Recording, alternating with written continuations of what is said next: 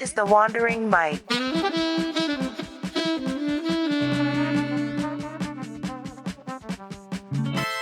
Welcome everyone to the Wandering Mike. Today I'm here with Simon. Hey Simon, how's it go? It's going good, man. It's going good. I feel good today. That's good. Is it because you're leaving? Yeah, you could say that, but I woke up with good energy today. The first thing I did was go for a run. Yeah, that's why I'm wearing the running gear right now.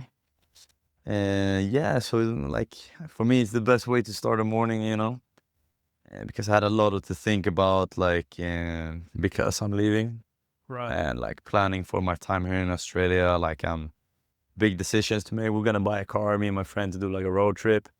It's cool. Yeah. So yeah, a lot of stuff in my mind, So that's for me the best way to clear the mind, but at least get like clarity is going for a run. I'd say, Yeah, it's a funny thing because for me, like I love weight training. I love to go to the gym and Yeah. lift some weights, but for some reason, running just never. I Yeah. don't know. I've never really gotten into it, but I have a lot of friends that tell me they just enjoy it so much. Yeah. What is the feeling for you? Like, what is it when you run? It's like I'd say it's like freedom. A lot of people describe that feeling when they're going on for example, like a moped, like a what do you call a moped, like Vespa? Like in Thailand or wherever, like in East Asia, a lot of people like, they feel the freedom. But I would say that I feel that freedom when I go running. Like when you go on a Vespa, you think like I can go from wherever I want and just, go off. Like I can drive wherever I want and in a freedom in that sense. But for me, I feel the same with running. Like I can just be like, okay, I want to get there. Okay, I can technically run there. I'm on an island. What if I run across the whole island? I'm in Bundaberg. What if I run the whole way to Townsville? What if I continue? What if I run the whole way to like that is possible? You know what I mean? It is possible, but like for me, it's like mentality. You know what I mean? Like to push when it's hard. It's kind of like I don't know what we could compare it to, but and of course it depends what type of person you are. I love running, so I get that it's easier for me to say like, yeah, just run as far as you can. For example, like 3 weeks ago, I had 2 cups of coffee. I had so much energy. I didn't know what to do. I couldn't focus. So I was like, I'm gonna go for a run, and my route is like 7 kilometers. Oh, right. And I ran it 6 times. So like 40 kilometers. So in other words, like a marathon. Oh, yeah, it's crazy. Yeah, I know. I didn't even bring my phone or nothing. I would just wanted to go out running. No, so I get that it depends from person to person. But with that being said, like a few years back, I did not enjoy running as much as I do now, though. Really young, I loved it because I was a football player. I was running all the time, but I didn't think just running was so fun. Right. I was thinking it was more fun to have a ball in front of me. Part Yeah, of the game. Yeah. exactly. Running outside of it it was also nice, but I still had to get myself out to go and do it. You know what I mean? Yeah. A lot of times you're sitting like at home, and it's the last thing you want to do, like get away on like even 5K. Like, that's, you know what I mean? Like planning, you're gonna take so long time, and as I got older, like my physicality, what do you call that? Like stamina got worse, and it got worse because I was not running as much, and I quit football, and I gained a lot of weight. So not a lot of weight, but compared to my more fit, like when you were active, precisely. Yeah. And then it was rough. So that feeling, I think a lot of people can attest to, when it is not as fun to go running because it's hard. Like you go running and then you cannot control your breath, and if you cannot control your breath, you cannot control like the rhythm, and like to keep up the circulation of like air in your lungs, and like everything just feels heavier, and it's not as fun. You're not having fun with it because you just and maybe the sun making you like all dizzy or whatever. But as I continued, like it's just like getting like over that, how do you call it, like that obstacle, you know what I mean? Because truly when you get past that, like it opens up a new world. It happened to me maybe, I would say 1 year ago, something like that, when I'm really feel like I'm back, like as I was younger with my stamina. And maybe like last 6 months, 5, 4, like the more recent to today you come, the more I feel like it's getting easier. Like the easiest time has been here in Australia, like in Bundaberg.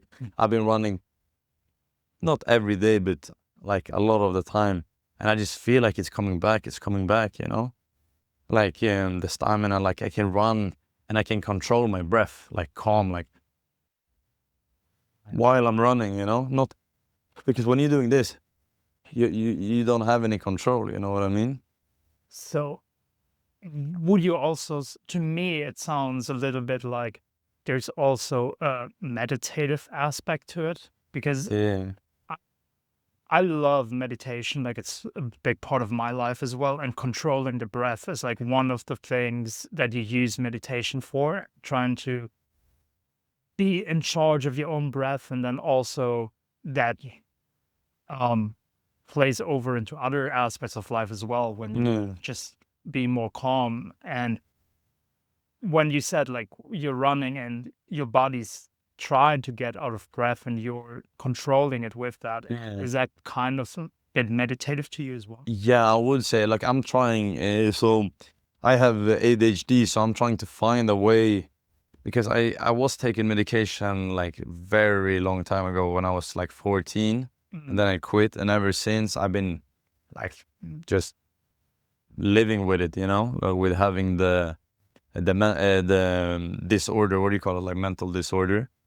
And when I was younger, I didn't really care about it, like all the obstacles with it, because I was just thinking, it's like normal. But now, as I'm becoming a grown up, I know that I need to face these things. And so before I went to this journey, to be fair, like before I was in Australia, I was in Asia, but before I left in general for this big trip altogether, I was like, okay, but what are like my objectives? Like I don't want to go to East Asia and have like technically what everyone else is doing, like just go there for a fun time, party, drink, explore. Like I wanted to do like personal growth, you know, and trying to find ways to control my feelings, my thoughts, in other words, like control my ADHD.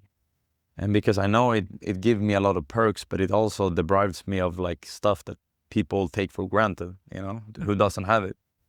And so I've been really trying to get into meditation, at least yoga. Like my first step was yoga, because it is a form technically of meditation also, because you get in the moment, and that when you are in the moment, it's a form of meditation, you know what I mean? Especially when you have ADHD, because you're taking in everything that's happening around you all the time, every day, 24/7, you know? So like stopping and just being present and like thinking about the sensations in your body, like for example, in the position that you're doing. And every time your mind flies away, that's why I like doing guided meditations, guided yoga, sorry. And then they can say, for example, like, so when you're in the pose, like, just breathe, you know, talking about breathing. And then after a while, they can say, like, and if your mind starts wandering off, bring the attention back to the position you're in, or like in the sensation in the body. And that can be like a reminder, like, oh, I'm drifting right now, because you don't think about that you're drifting, you know, it just happens naturally. But also I've been trying with meditation, especially when I was in East Asia, getting into meditation. I was doing small meditations, but it was really hard, I can tell you that. No, I guess that's the point. I can't imagine because Yeah. I'm But not living back with to it. your question. So with running, so I would say it is meditative for me, but like I use it more as like a way of like daydreaming. To be fair, ever since I was a child, like when I go out running, I just think like I just let the thoughts go freely, you know. I run, and like time doesn't exist when I'm running. Like I have no idea if it passed 10 minutes, 20, like an hour, you know what I mean? For example, I ran the marathon, it took me 3.5 hours. And like that sounds like a long time, but it didn't feel like a long time. I was just using it to like really just think about my life and like, so I don't know if I would call that like maybe meditation, but maybe it is though, because I think my perception of meditation, as a lot of people, is a little bit like I wouldn't say wrong, but like we hitting it from the wrong angle, thinking like you're thinking nothing. But Mm. like if you're thinking nothing, you're dead. is what the is what the yoga teachers usually says. Like you're never gonna never think anything. It's just that like the thing that you're thinking about is being in the present moment. So that's why I wouldn't consider me running being in a meditative state, because I've been trying a few times when I'm running, like to think about the sensation in the body, Right. like, okay, think about my breath. But then I start to overthink, and I think like I fuck up my rhythm in a sense. Mm. So I actually want to. That is the two major things I really want to learn is like breath work, because I am a natural runner, I have like a natural breath, but I'm not good with breathing in other contexts. Like I have Mhm. really easily to get like to feel like my breath gets heavy, and sometimes that's really annoying, you know, like to not be controlled, because like to control your breath is the best way to calm yourself down, you know, especially if you're stressed Exactly. out or in a panic situation, you know. And so I guess like meditation in general, to like I'm drifting or I'm thinking about something else and just focusing in on one thing. For example, in Indonesia, I was on a yoga retreat, and one of the teachers taught me to like an exercise to do meditation is to like had a lit candle Mm. for like 5 minutes and just stare at it. So it's like visual meditation, Right. because it was actually easier for me than shutting my eyes, because when I shut my eyes, everything just, Comes up. yeah. Yeah. But like staring at the candle, and if I feel like I'm drifting a little bit, like okay, look at the candle, look at the light, look at the different like colors of the flame, and like tune into it. And I would say it actually helped me a lot. But I doing every morning, I've been doing it every day since I came here, is Tai Chi. It's my Oh. favorite form of meditation, because it's like, so I'm moving my body, but at the same time it's in a meditative state. So like every move that you make, you're in tune with like the muscle, the fiber, the tension, the feelings, the energy. It's all, Tai Chi is all about energy, you know, like to feel the Right. flow of the energy, like moving it from A to B, you know, like. So I would say that is the best way that I do meditation, because running sounds, I know people say like, yeah, running is meditation. I wouldn't go so far in my case, to be fair, because I'm doing the opposite. Like I'm Mm. letting the floodgate open. Like I'm thinking the whole time. Well, so there's two things that I want to say to that, and then there's also a bunch of questions because the stuff that you just told me just is super interesting to me as well. So I want to get into that a little bit deeper. But I think the thing about meditation as well is that there definitely, like you've touched on it as well, like there's different kinds of it as well. Yeah. Um, the one that I usually do as well is the mindfulness meditation, like the one where Mm. you do try to just be in the moment, Yeah. concentrate on the breath, and just take in everything that is Do around you you. do it guided or like just by yourself? I used to do it guided when I got started. Yeah. Now I literally just sit down somewhere and set a timer for like 20 or 30 minutes and then just try and control the breath. Like you said, you will drift, but Yeah. you get more and more aware of your drifting and then you catch yourself and then you just Yeah. bring it back to the breath. And that's basically what I'm then doing for like 20, 30 minutes. Um, just by myself. For But how long you said you've been doing it for? so I started about 10 years ago, All right. but I had also phases in my life where I didn't do it Yeah. regularly, where I lost, Like back and forth, like coming back to the middle. yeah, where I lost a connection to it a little bit, and then I Yeah. came back to it again, and now I'm actually just picking it up again since like half a year, again. But yeah, I would also say it's something that even if then you don't do it anymore, it still shows. Like me having done it for like a year, let's say, and then I didn't do it for another year. I still felt the benefits in the year I wasn't doing it. Yeah. But then as soon as I picked it up again, it also felt great again. So it's like, um, yeah, my point I think is if someone is interested in meditation, just do it once or twice. If you don't do it again, you might already get benefits from Yeah. just doing it once or twice. Um, but the other thing as well is that there is also a sort of meditation where you do ponder on specific questions. So it can also be called meditation if you are, like you're saying, just thinking about life. So if Yeah. there is a thing like, oh, what should I do with my time here in Australia? Some people would actually consider that meditation as well, because Yeah. at the end, it's basically taking time for yourself, like removing yourself from Yeah. all the Distraction. distractions, Yeah. pretty much, and just being with yourself. And if you have these things that then you think about while you run, Yeah. it could, in that sense, also be called Yeah, it meditation. is actually true because when I want to think about something like that, I really want to like, okay, what answers do I want? Like, hello, like I have a big decision in front of me. Like, I go for a run, so yeah, that is true. Like, I block out all the outside noise, you know, like all the other, because there's so much stuff, especially if I'm in home, you know, like that still deprives me of the focus that I'm trying to, because where energy goes, no, where focus goes, energy flows. So in other words, like I'm trying to put it into this decision that I'm trying to make, but then like my focus gets robbed by all the other stuff around me that's, you know, like Yes, silent, you know? of course. Especially, I mean, with the way our hostel is made up with the gym equipment, if you want to exercise here, like there's always other people around, and there's Yeah. always distractions in that kind of sense as well. Um, but before I forget all my questions, um, I would want to know more about your yoga retreat in Yeah. Indonesia, because those are things that I looked into as well. Um, like I told you, or I don't know if I told you, I think I told you, did yoga as well. Like I did it regularly in Lisbon. Yeah. And just now before I came here, when I spent the 10 days on Bali, I also had a little yoga hut that I went to Mm. every day. And Was it the yoga barn in Ubud?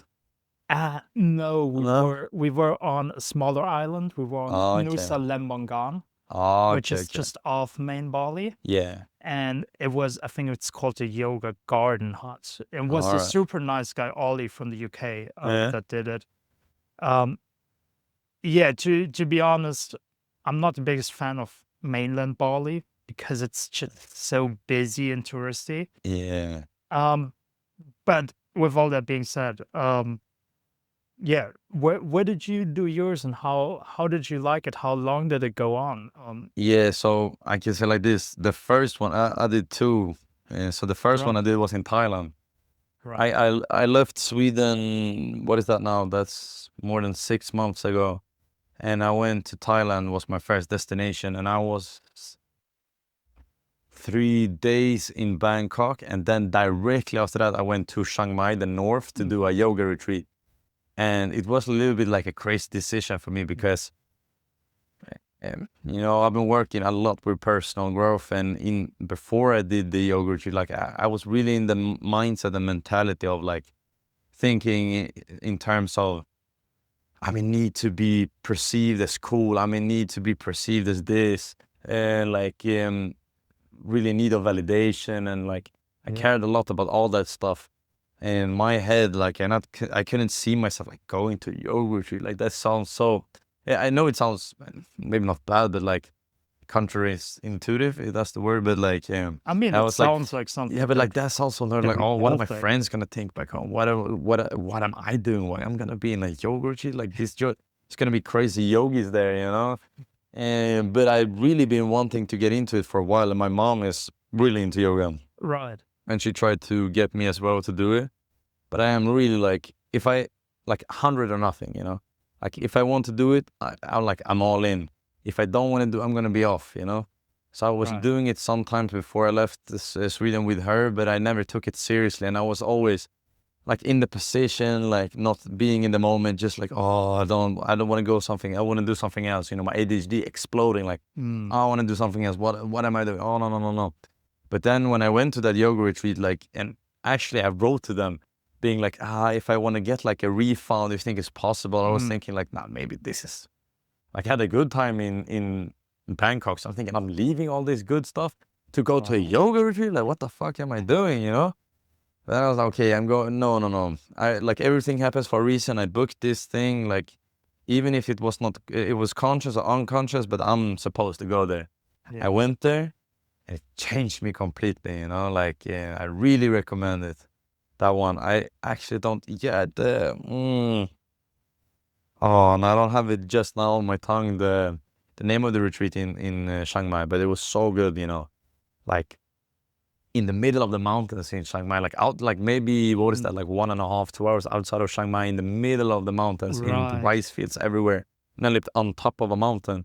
I was there for 4 nights, and during those 4 nights, like I never left our mountain. It was like a little own community. Mm. They cooked their own food. They had the whole time. So it was an Australian guy who is one of the teachers as well, Adam, and his wife, and who is Thai, and all her relatives were living on the yoga retreat, you could say, and like doing different stuff and like cleaning, cooking, like doing all the different. And it was amazing, man. And Sounds like amazing. like the community was fantastic because it was really what I needed, like open-minded people that are not like judging, who I feel like I can be open towards and like absorb their knowledge, and in general, like how they are, like to see that it is possible to just express yourself and not worry about what other people think, because that's what I've been my problem my whole life. Like I think too much of what other people think, you know. Like even with the mindset of going to the yoga retreat, I was thinking, what are people going to think, instead of being happy for myself that I'm going to do it, you know. But when I started to do the yoga in the beginning, it was yoga and meditation every day. Mm. The yoga went okay, but the meditation went out the window, man. It went so bad. Like everyone else, because when we're done with the class, they're always asking, like, oh, how did it go? And everyone's like, yeah, I was like, sometimes it was guided. So he was like telling a story, and they were all seeing everything, or like they felt like water flowing through them. And I was just sitting there thinking like, oh, I want to eat or something, you know, like Mm. thinking about something else, or like, oh, it's itchy, or this position is bad. Like, oh, I want to, no, like, oh, like we Right. call it ants in the pants in Sweden. Like Yeah. sitting down, sitting still for that long, like, ah. But the yoga started to get better and better and better, and I really felt like I think this might be a new chapter for me. Like yoga can be something that is for me. Before I would never have thought that, you know, like even though I never had anything against yogis, it's just that like in the circles that I was around, you had a little bit of like a stigma surrounding it, thinking like they are like just hippies, you know, Yeah. like not connected with real life and stuff. I guess the stigma is still It out is there in 100%, man. most of society But like today. I really loved it. Like the yoga, when I left, I was like, I felt truly like I had new energy for my life in general, you know. But Yeah. then I continue. I went to a few other countries. I met with my friend. I didn't do any more yoga during a long time, to be fair, until, so that is maybe 2 months. Wait, 1 month in Thailand, then the Philippines, then Vietnam. Oh shit, that is technically 2 months when I didn't do any yoga. And then when I came to Indonesia is when I did like, no, I want to do like another yoga retreat. Like I want to like come back to it. And of course I could have just like got a class, but I was like, no, I want to live there. I want to Yeah. meet like-minded people who are there for their own reasons, and like learn from them, and like, you know. So I went to a place outside of Ubud, like 2 hours, also in the rice field, like in the middle of nowhere, in like a Yeah. house. Up in the jungles. Yeah, in a small village, and the locals were so amazing. We were invited one day because it was excursions as well included in the package. Right. So we had like accommodation, breakfast, lunch, and dinner every day with snacks, coffee, like so good. How long was that one? That was 5 nights. Fine. You know, coming from like sleeping almost 2 months in constant like hostels, This, Right. we're right now in a hostel, working hostel, but this still has like how you say it, like a certain type of standard for living standards. Yeah. While in East Asia, some of them, like I was living like misery, you know, like I just wanted to live the cheapest I could, and some places, you know, like rats were running around, Right. like it's the stairs is made of wood and it's like falling apart, and it was truly crazy, you know. And then I came there and it had like a king size bed with like a my Right. whole own room. I felt like a king, you know.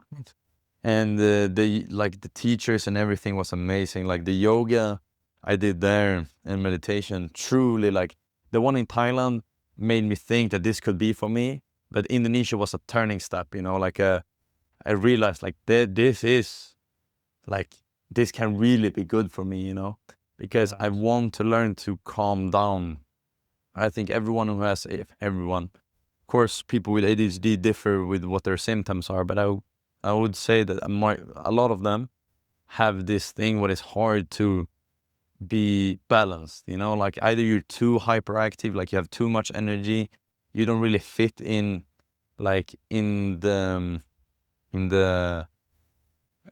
for example, with a group of people, a lot of times you're like the most hype one there, Right. and sometimes that is good, but then you get like branded to be that crazy hyped guy, and that means you always have to put that on. And when you're not feeling like that, sometimes you'll have less energy. Then you have to put on a fake one, maybe, or maybe just like, no, I'm not gonna do that. But then they're like, oh, why are you so boring today? Or like, why? Mm. Because you're either on or off. While I want to find more balance in being like, it's okay to be calm, you know, like to, and that's what I love with yoga, because you just like, you're, everything is like with smoothness, you know. And like that teacher I had in Indonesia is one of my like biggest like mentors. How do you call it? Like a person that I look up to, Yeah. because he was talking like this. He was so calm. And then he said that he had ADHD, and for me that was like two worlds Oh, crashing. really? Like, how is that possible? He's my yoga teacher, my meditation. He's the guy who taught me Tai Chi. Like, Mm. he has ADHD. Varun is his name. Right. If anyone wants to get a great, he exists on YouTube as well. He does like guided meditation for ADHD. Varun meditation, I think you can search on. Yeah, I'm not really sure what to put in the search engine. But anyways, like, it truly changed my perception of what is possible to achieve with ADHD, because you know you get locked in a little bit in a box to think like, I can only become this, and this is not possible for me, and I cannot Right. do that. And you downgrade your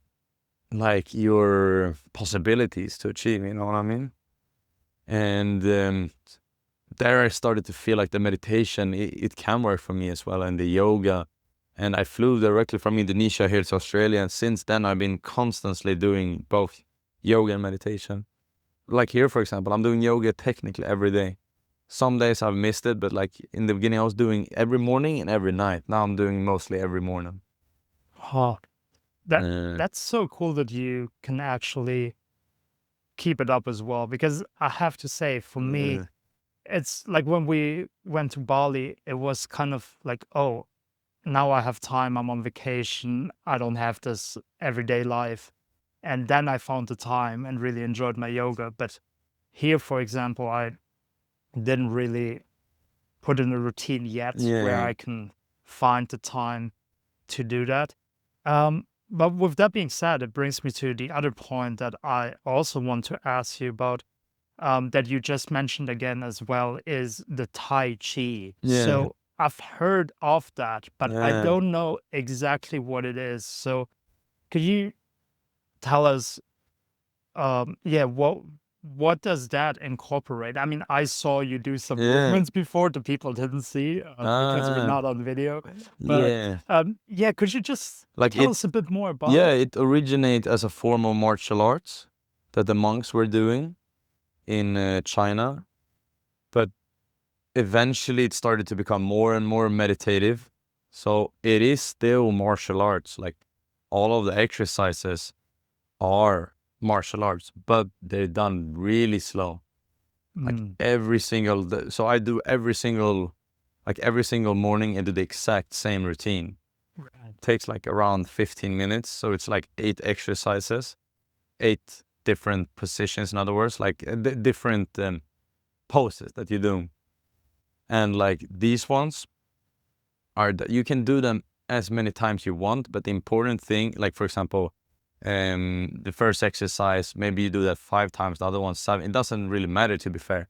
But what is important is what you do in between. So the first thing you do when you start with Tai Chi is, so technically you get your hands together and then you drag the muscle up as you breathe in through the nose. So the way that Varun, my teacher in Indonesia, was teaching me, oh sorry, that was actually in Thailand, but like what it was teaching me was, so you can think of like a bowl that you're gathering with water. So Right. you are holding this bowl in your hand with water. And as you're dragging up, it gets more filled, and you're filling it with the air that you're breathing in. So, Right. and then you breathe out. When you breathe out through your mouth, so in through the nose, and then out through the mouth, and then you pour all of that water out through the bowl that you're having. You can technically say, and you do that 3 times. That's the most important thing.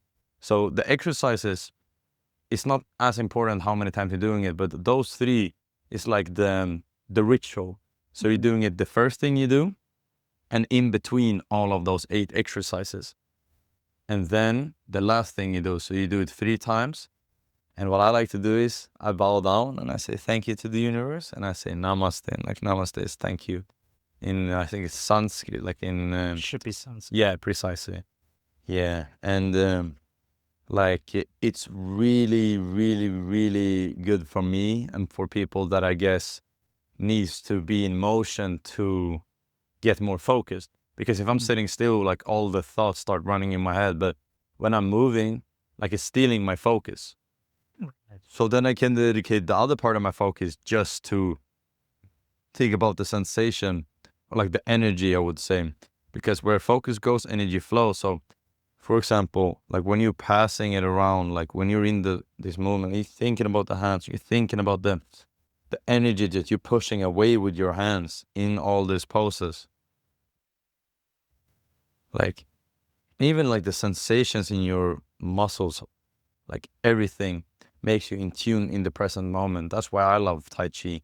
It's the best form of meditation that I have found for myself, at least.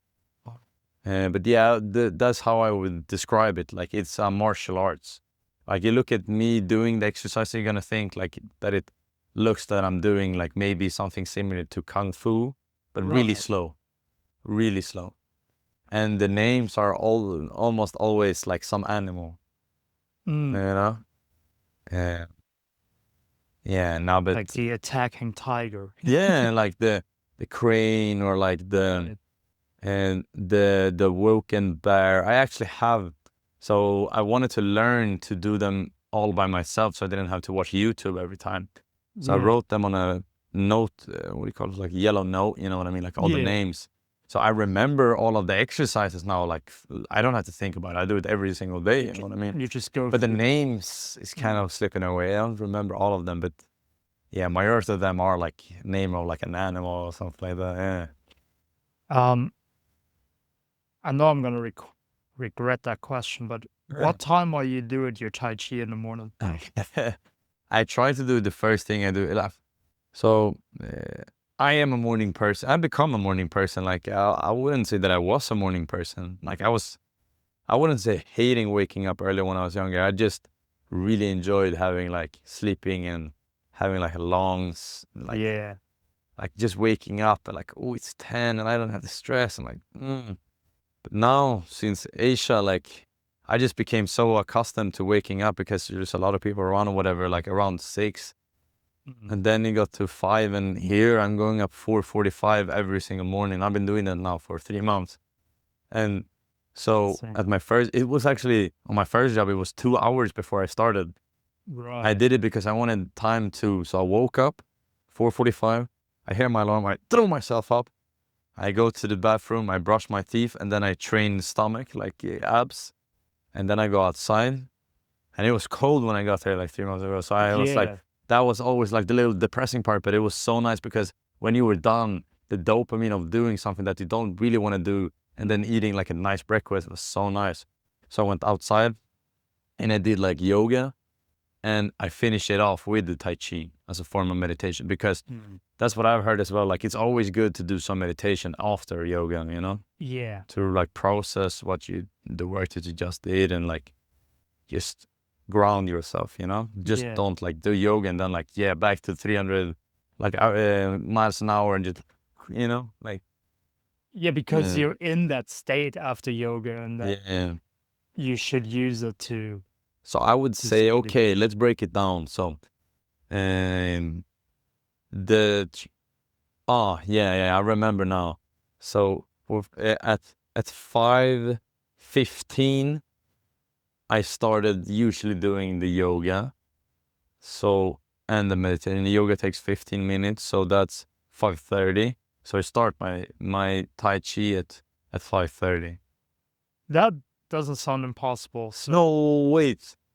Actually, in the beginning, I was changing it when I was doing the Tai Chi, but in the beginning, actually, I was doing it. I was doing the yoga afterwards. To be fair, I was doing in the beginning. I was like, I brushed my teeth, I did the stomach turn, and then I did Tai Chi. It sounds crazy, but I actually did all that except the yoga in the toilet. oh really? Yeah, because I like my private space, and here there's so much Mm, people everywhere, and it deprives you of the, at least for me, like of the peace and quiet, you know?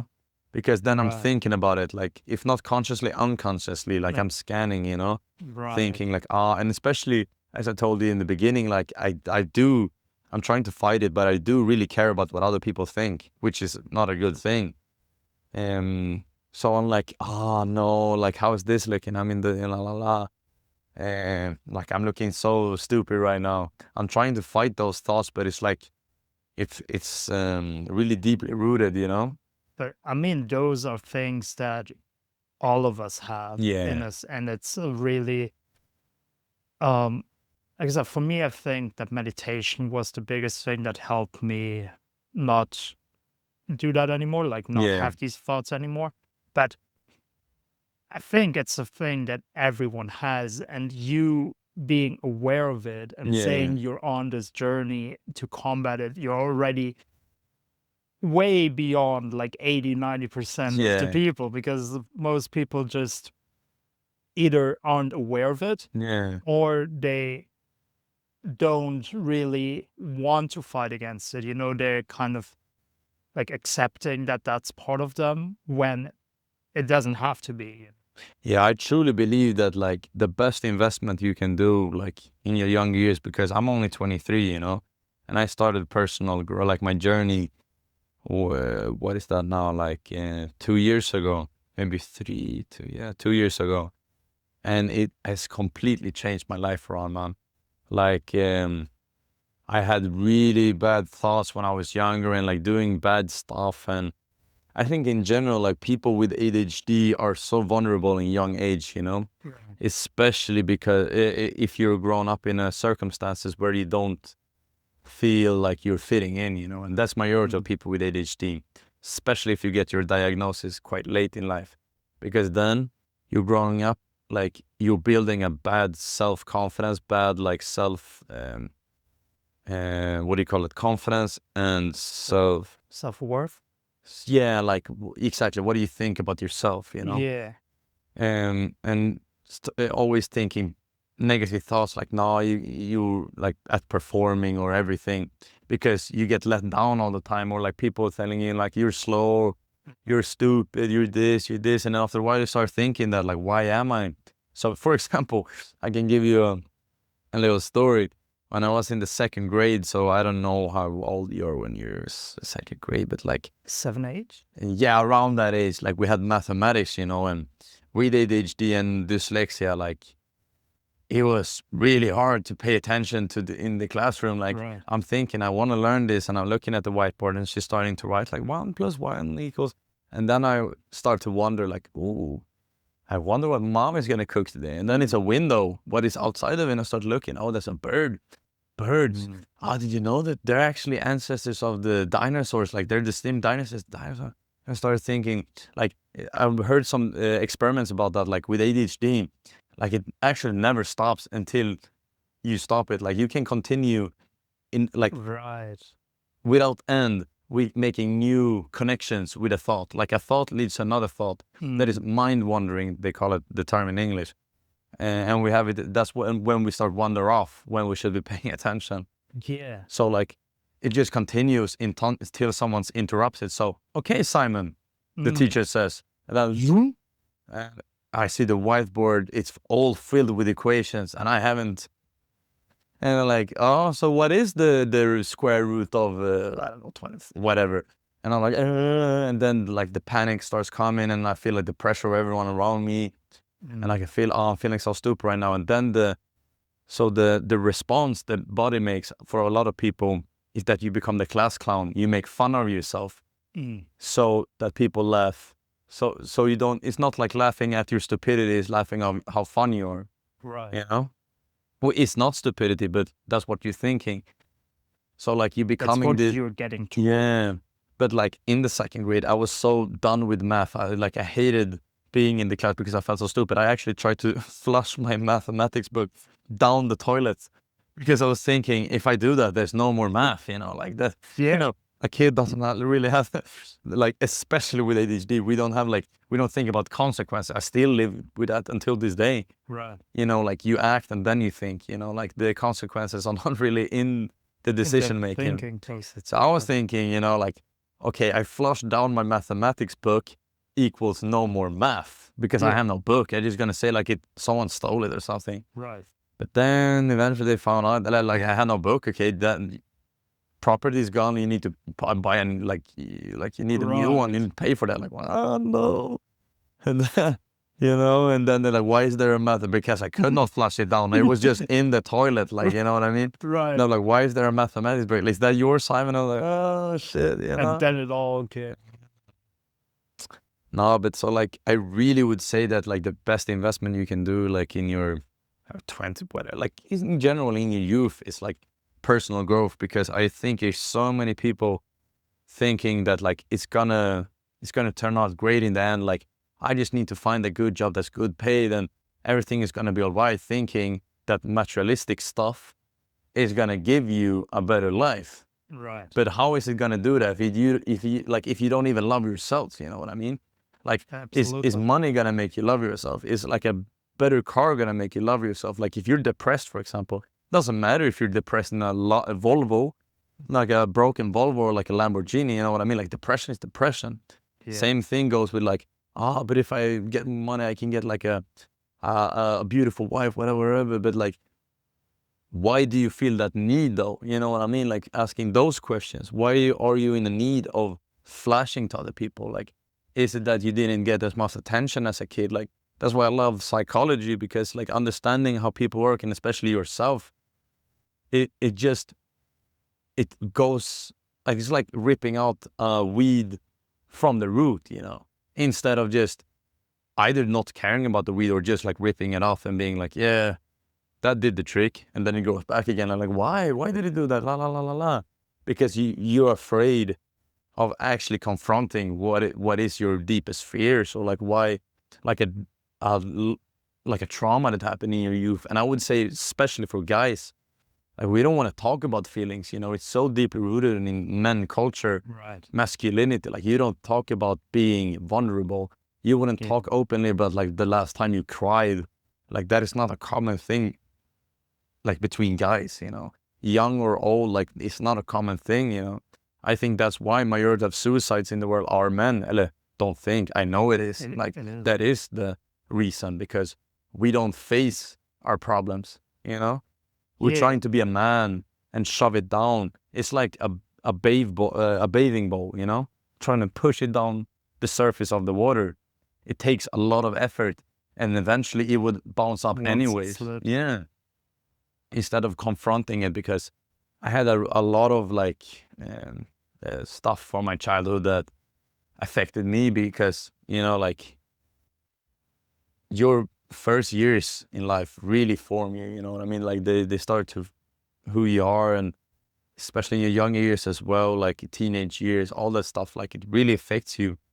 And I had to work on a lot of stuff, but I'm feeling now that like 23, I have a long, long way to go. I know, but the good thing is I know what all my, and I know all my enemies, you know what I mean? I know all my demons now. Maybe Yeah. not all, but a lot of them. I have faces on them now, so I know. So if I'm falling back in a routine, I'm not asking why did this happen. I know why, because I know that I'm too weak to resist that urge because of la la la la la. You know, at least I know the reasons because I took my time to really like scan myself. What am I good at? What am I bad at? What are my weaknesses? But I guess like majority of people, they don't want to confront their like. Who wants to be honest to themselves like that they're really bad with a communication or this or this or having a like stealing a lot of, for example, that type of stuff, you know? Yeah. I think that's a very important part of it as well, because a lot of people, when they talk about self-development, they talk about the strength and Yeah, yeah, strengthening the strength. But the even harder part is confronting, like you said, your demons. It's like, yeah, because if you just act like they don't exist, yeah, they're gonna come back. But if you're aware, if you know, I need to work on my communication, or I don't know, I have a problem getting addicted to certain yeah, substances because of these things. Oh, I'm very prone to like get attached to people quickly and make yeah, that influence my emotions. Like, it's very hard to tell yourself this is who I am, yeah, but it's also necessary. Like, everyone, we all have our things, and it's yeah, important to just accept them as part of who we are. To also a point that you made previously, to love yourself for it. yeah. And to love yourself doesn't mean love the good things, but also The bad, love the yeah. bad as well. And living with acceptance, I think that's the most important thing of all of personal growth. Is like first step is always to find the demons, and then comes the second step, which is the hardest one. Like both are really hard, but the hardest one, of course, is taking action. But that doesn't matter. Like you don't have to be too hard on yourself. Like if you fall back, if you like, we're in the end of the day, we're humans. We make mistakes. You know what I mean? Of course. Sorry about that. And like with acceptance comes more of like, okay, you did wrong, you fell back or whatever, but at least you know why you did it. You know what I mean? Like Yeah. a lot of people maybe fall back, but they don't even want to think about why they fell back. You know what I mean? But as long as you can be like, kind of like, if you think like that, you can never actually make a mistake, because as long as it's a lesson, you take something with you. You know what I mean? So yeah, I did it again. I promised myself that I'm never gonna do it. But then if you scan yourself and thought yourself, like, okay, why did that happen though? Oh, it's because I put myself in that situation. Maybe I should not do that in the future because I know that I'm vulnerable for that type of la la la. I shouldn't put myself in that type of situation.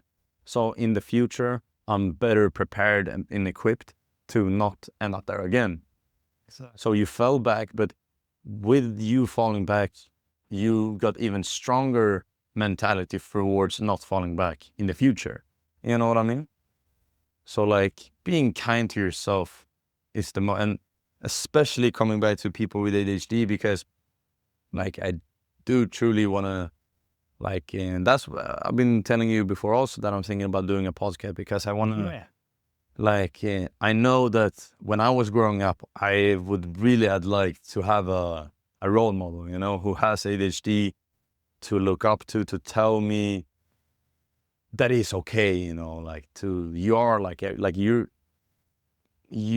are no alien, you know what I mean? Like there are other people who are experiencing the same thing as you. But when you are young, especially teenage year with a lot of hormones, like you're feeling everyone is against you. You're thinking like that in general, like that you don't fit in society, you know what I mean? Mm. And it's so easy to to feel that you're locked in a box, you know, because growing up, and I think this can like a lot of people from maybe all over the world can relate to this, maybe, I don't know, but I'm from Sweden, and in Sweden, growing up, our structural system of the school, we got quite segregated. Like now that I'm a grown up, I can see that they just wanted the best for me, to trying to make me have as easiest time as possible learning in school. Right. But what came with that, because I think it was a little bit experimental time. Like I was born 2002, and like my school years, I think, was experimental stage, because ADHD is quite a new phenomenon. You know what I mean? Yeah. Like just 40 years ago, you would call that diagnosis just like the problematic kid Just- disorder. You know what I mean? No, I Like, know what you mean. yeah. So like growing up, before even I had the diagnosis, they would tell me and another guy who he had other diagnosis on paper though. He had dyslexia, my best friend, but I didn't have anything on paper though. Right. My big brother has ADHD. They had no in his whole life, because he could never sit still, even at the dinner table. Mm. I was also very energized, but like not as him, you know. He was very violent, but like energized in every sense, you know. Right. While me, compared to him, was seen as more calm. That's why they didn't think I had ADHD. They were just thinking that I was like, yeah, he's just slow. Sounds bad, but yeah, that's what I was told. You know what I mean? Like, yeah, slow, and like, yeah, you're just lazy, and Right. hearing that as a kid, that really messes up your self-love. You know, like you're thinking that why am I different? You know, and it doesn't help then when the teacher tells you in front of the whole class, when you're all sitting there like, yeah, you're going to the special room. So we get Right. segregated, you know? So they take me and the other guy who has dyslexia and two other kids who has ADHD. And, you know, growing up, I was thinking, oh, that's a crazy disease, like a disease. Those two guys, they're crazy. Like, it's really bullying. Like, in my class, people were throwing stuff at them, at one of the guys, to make him dampa, we say in Swedish. It's like getting really like to make him explode emotionally, like to run after him, like to Right. throw things at them or anything. So they were bullying him, like throwing stones or like other projectiles at him Just to provoke get him him to, to- yeah, exactly. Because he like, yeah, he's ADHD. So I was thinking that's a crazy disease, you know, like, Right. not disease, but like a crazy, you know what I mean? Yeah. I And mean, I was thinking, why am I sitting with them? Like, what like, do I have it? But why does my parents say that I don't have it? Like, what? And the teacher don't, like, what is going on here? right. And I was sitting there and they were not letting me, like, I was writing only on computer. That's why until today, my handwriting is like a kid, because the whole time in school, they just made me write on computer, which now in older age as well, like, I can understand that it's like, it's easier as well. Like spelling is kind of hard when you have dyslexia. So if you have like a writing system on your computer, it makes it easier. Right. But at the same time, I never learned how to fully write, you know what I mean? Which is, as a grown-up, quite annoying, you know? But like, so when you're growing up in Sweden in those, and I don't know in other countries, but in general with those type of circumstances where you get segregated, you end up with the people having ADHD. As you go older and older, you guys start to feel less connected with the other ones in the class that we call the A kids, the one who get the best grades. And when it's time to choose what you're gonna like study to become, like, so we call it gymnasium in Swedish. So I think it's like high school maybe in English. Yeah. Like when you choose what type of It's work you want to do. actually gymnasium in German as well. Okay, yeah. So But yeah, here it's yeah. just high school, I think. So like in those circles, you're joking about like, ha ha ha, what if I gonna choose search to study to become like a lawyer? That is jokes. Like Right. you're only gonna become a construction worker, electrician, or a carpenter or a plumber. Like that's the only thing that you're thinking that you can become. Like me and my friends who had ADHD, we were only thinking that that was the possible outcome, you know? We didn't think we had what it take to do anything of the other stuff. Right. Like my math teacher even told me, because I was a little bit like rebellious. um, and you know, like a lot of hormones. You're 14, 15, around that age, and they have like an extra teacher. So they put a teacher in your classroom to guard you, to see what you're doing and see if you're all right. But you Right. feel surveillanced, you know. Of And I course. feel like, why is he here? You know. And then comes my math teacher, and he says, Simon, you sure you want to be in the class with the normal students? You don't want to be in the other classroom, like with other guys?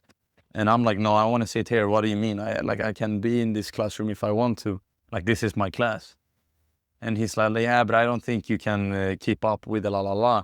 And I'm like, what do you mean? Like, and then the extra teacher comes. Simon, you sounding like you're becoming quite aggressive. Do you want a banana in front of everyone? And I'm thinking, I'm not a fucking monkey. Like, you know Yeah, what I mean? that's Like, insane. it's like you're a test, like a laboratorial creation sitting there.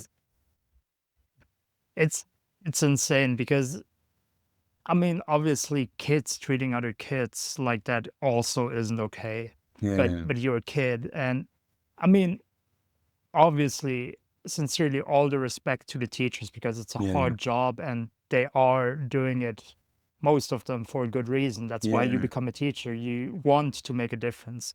And it can be a hard job, especially the circumstances they're put in, yeah. um, with how many people they have in a class and all that.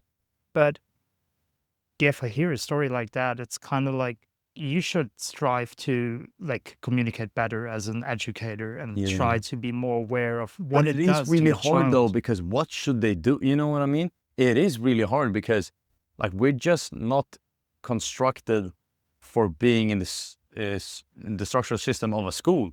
Like, Yeah, everyone takes school for granted, but it's just an invention. What is that? 200 years? You know what I of mean? course. Since Yeah, we started to, like, okay, we're gonna sit down in a bench with you need 15-minute to breaks, and be like after still. those breaks, yeah, like hours and hours just taking information. Mm, And like majority of our existence as a human being, like we're talking, like we're going back to the early humanoids, like 1 million, 2 million years, like until now, like the whole human lineage to 24 hours.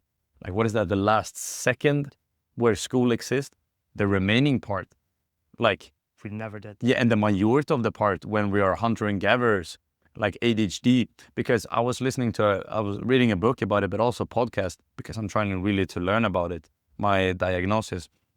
And like, I was thinking, why, if it's a bad trait, why have it not died out? You know what I mean? Because in Right. the modern society, we don't really fit in.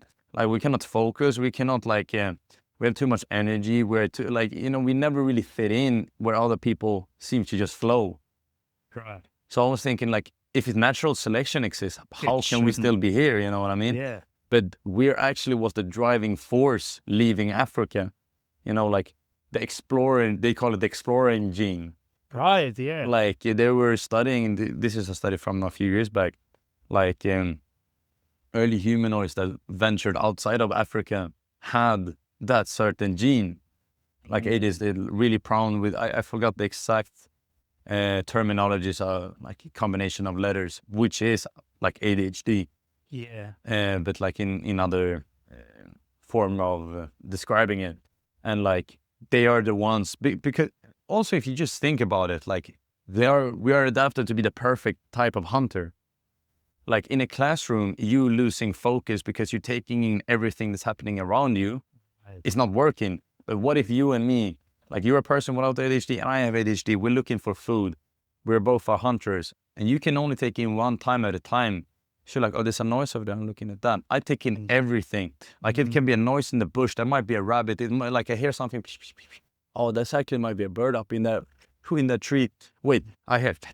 Oh, are we getting chased? Like, is we getting attacked from the back by like a, because imagine the hostile world, Yeah. like in the early stage of human development, you know, like, we are prey, you know, like, we learn to become hunters when we learn to like create tools to like defend and hunt as well. But we were hunted as well, like, Yeah. and sharing cave with a cave bear, like a 3 meter, 3.5 meter tall bear, you know what I mean? Like, taking in everything, like, oh, what is that noise? Da, da, da, da, da.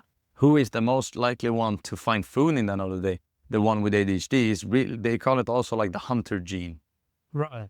So in other words, we're like an old human because our brain is actually hasn't changed that much for 15 to 20,000 years, you know. It's exactly the same. And it makes so much sense if we look into how stress or like in general how our brain works. Because for example, why do we release stress? It's because you're put in a situation that's dangerous. That's like the majority of our time or the lineage of the humankind. It's only now where we have killed off all the threats. So the threat that do exist is social ones. And that can Right. give you stress from your job or for a girlfriend or for like a social event or like that you said something that you're overthinking or like, you know what I mean? That Yeah. is what can give stress now. Yeah, And because you don't have to worry about the mammoth chasing you anymore. exactly. And back in the steppe, like back in the days when we were hunter and gatherers, it's like stress releases because when you get stress in your released in your system, it's two ways to fight it. Like you fight or flight, you know what I mean? Right. So when you get stress, you get more adrenaline as well. So if you stand and fight, and let's say you're fighting off an animal that's attacking you, or in you're attacked by another village, so you need to fight Right. off to defend your family, or you're just running from this bear, you know what I mean? The adrenaline is helping you. In other words, you need to move your body. Stress Mm. in other words, to release stress is directly connected with moving your body. But that's the last thing you think about doing in the modern society. You get stressed, you don't feel good. That is a really bad feeling. You continue working, you continue doing what you're doing, you get worse and worse and worse. And then you get home. What is the first thing that you want to do? The marketing guys are coming to get you, you know what I mean? Okay, because what are they doing? They're like, what is brands? Like brands are capitalizing on your fears and all on your like weaknesses. So your weakness right now is the stress levels. So you're thinking, I need dopamine, I need to feel better. I'm gonna buy ice cream, or I'm gonna go this, and I'm gonna sit down, I'm gonna watch a movie. That's gonna make me feel better. But is it gonna make you feel better? For example, like eating a whole bag of candy. Why is it that like it only feels good in the beginning and it feels shit in the end? And once you're done, you're It's like, because it's fast dopamine, so it goes up, and then it plummets. While right. if you actually go and gym or run, I say run is the best cure, and that is what the whole book is about. Is Hansen, Jens Hansen is his name, the author. It's in Swedish, but I guess his books maybe exist in English as well. Maybe. He's like a neuroscientist from Sweden. It's Jens Hansen.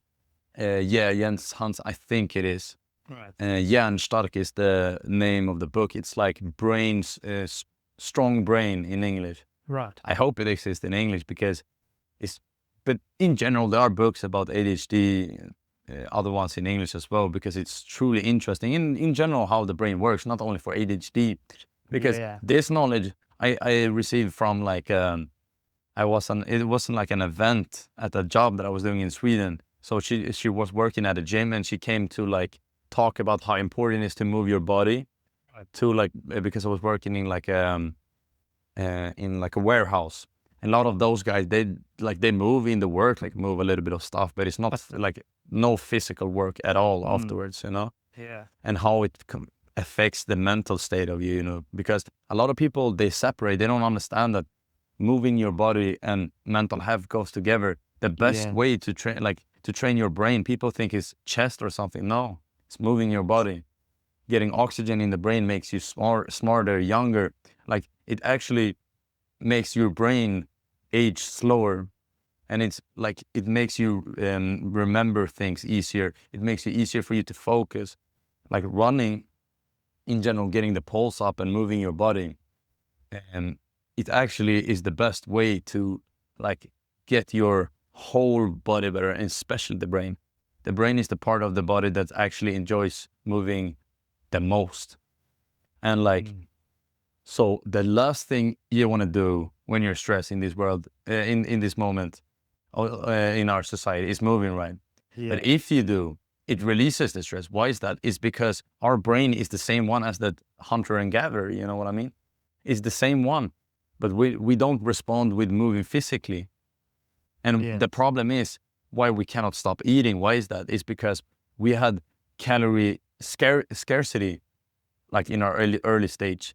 So it's in our system, like in our how you call it, like it just how it happens automatically. We're thinking we have abundance of it. Let's eat. We don't know You need when to. exactly. We don't know Yeah. when we're gonna have it next time. So bam, bam, bam, bam, bam, bam, bam, bam, bam, bam, bam. And they are capitalizing on that as well. That's why they have so much obesity all over the world, especially in the United States, because they are the epiphany of like capitalizing on food. Like the Yeah. supermarkets is just like it's like going into a where, what do you call that? Like a Walmart, no, like a shopping mall, you know, like Yeah. different brands, different clothes, and la la la la, and because for example with the confidence marketing, there again plays on your weakness. Oh, I'm not so confident. I don't want to like I don't know how to talk to girls in the club. Okay, if I buy this Gucci shirt or I buy this Right. like a Polo Ralph Lauren, then like I have more worth. Like my worth is higher now. Or like influencers selling you all these products to make you have higher worth. You're not technically make it sound like you're not good as you are. You need external things. You need materialistic things. Capitalizing on your weakness again. Yeah. Yeah. It's all psychology. And Yeah, it truly is, man. um, well, looking at the time as well, I I really, really enjoyed all the things that you touched on as well, and we went into a lot of interesting stuff um, that I agree with, and then also you brought up some stuff, especially about the ADHD that I also didn't know myself. So that was also really, really That's interesting. why I wanted to bring it up, because I don't think the society in the world in general, I don't want to only say in Sweden, in general, especially in the West, we don't know, like it's so new with ADHD, and they're giving out their diagnosis like it's candy. For example, Right. I think it's in Mississippi. No, it might be, no, Denver. It's one of the states in the United States, at least. I forgot which one it is. 30% of the males are diagnosed with ADHD. But is that possible? Right. No. So like the how do you say it? Like the reasons why you give out the, like they're capitalizing on that as well. They just want to sell more medicine. You know what I Right. mean? So that's one part of it, but it also is like the criteria is much lower. So yeah, I have a little bit hard time focusing. Okay, yeah, here you go. You have ADHD, Right. instead of actually, because everyone is on the spectrum. That's the problem with ADHD. It's kind of hard to know, but you only are diagnosed if you have a problem living with it. Because Right. you have a little bit of ADHD as well, probably. Maybe a little bit disoriented with that, like timing, like or focusing, because all of us are on the spectrum. Of course. That is the problem. No, but that's why. So I truly think it's good for everyone to like learn more about ADHD, and especially for the guys that do have it. Like, don't try to push it down. It's like the bathing ball again. Like a Yeah. lot of people are like, no, I'm a man. I don't, or like a girl who was like, I don't want to like talk to people being like, oh, I have ADHD. Oh, I feel bad for me. No, no, no, no, no. And being like, I can take it and I can live with it, and nobody needs to know. I don't need to tell anyone. But then it is just suppressing it, you know, not to learn living with it. Yeah. I think it's about authenticity in a way as well, because I think, the way you're doing it is the best way to just go at it openly, go at it with an interest. You want to learn more about it. Mm. You want to educate as well. As soon as you learn, you want to educate. And yeah, at the end, it's authenticity, because if it is part of your life, make it part of your life and not, Yeah. like you said, hide it, suppress it, because then Precisely. you Then you're living a lose double role. part Yeah. of yourself, Yeah, kind of precisely. by hiding it and not showing it to the people. Yeah. So, um, no, seriously, I really appreciate the conversation, and I Me too, appreciate man. you bringing all this up. It's really interesting for the people as well, I think. And I'm also always a fan for criticizing our society. So thank you for that as well. Yeah. Um, Yeah, it's truly interesting that they do that though, right? Like we can end on that, like that they don't want to cure you, they you just know, because if you do that, then it's just one-time purchase. they They want cancel to you keep you and on the substance. You know what I mean?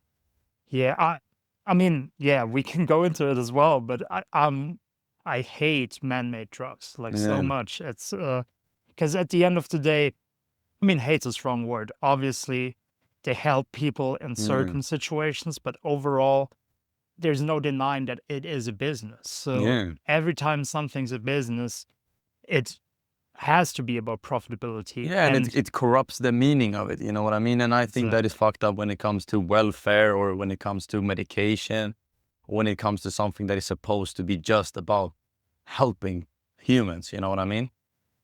But that is the problem, I guess, with capitalism now, because Western medicine don't really want to open the door to like other type of medicine. For example, psychedelic use, like they've been doing for thousands of years in Latin America, for example, with ayahuasca. I wrote an essay about that in school because I really think it's interesting how you can use it as instead of antidepressives. Take Right. ayahuasca one time and Mhm. it helped. The change that it makes is crazy. Like people who have PTSD, like trauma, and like alcoholics, take ayahuasca one time and they feel like completely changed and stop using substances. Yeah.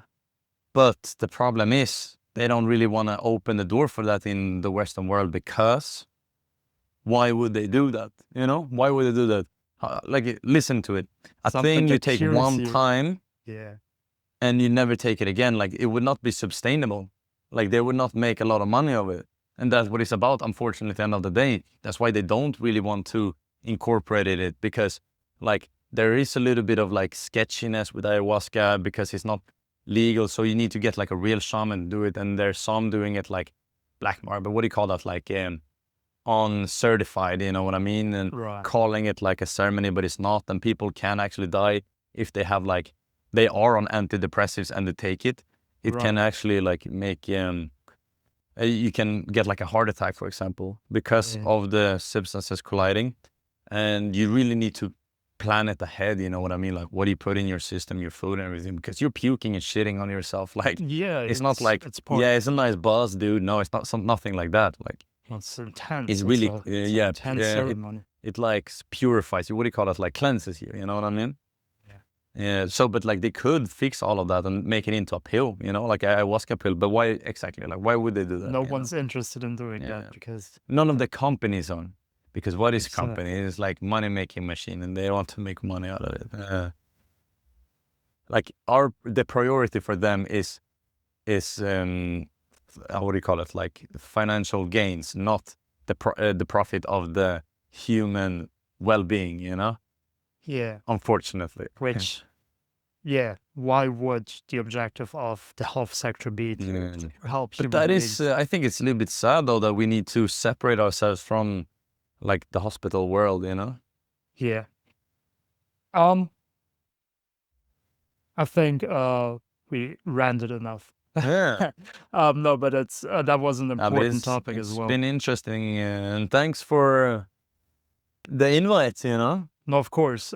Thank you for sitting down and taking the time and sharing all that with you. Yeah. And if it means anything, I think you should do a podcast. I think it would be Yeah. amazing. I've been truly thinking about it for a long, long time, man. Yeah. All right. Well, thank Right. you. Enjoy the rest of your day Yeah, you too, man. and goodbye, everyone.